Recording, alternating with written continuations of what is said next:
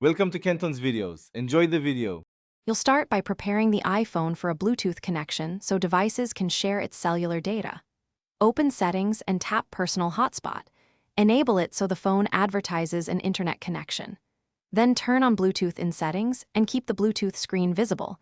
This lets the client device discover the iPhone.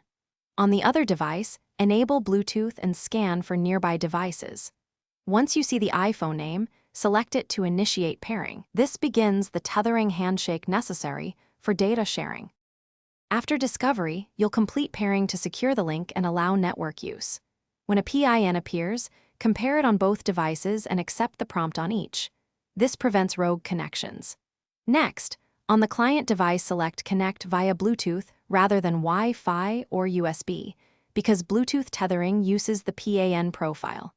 Make sure the iPhone's personal hotspot screen shows the connected device name. This confirms the tunnel for internet traffic is active, and the phone is routing cellular data to the paired device. To finish, test connectivity by loading a web page or streaming a short clip on the client device. That proves data is flowing. If speeds are poor or connection drops, toggle Bluetooth off and on, or forget the iPhone on the client and repair. This clears transient profile errors.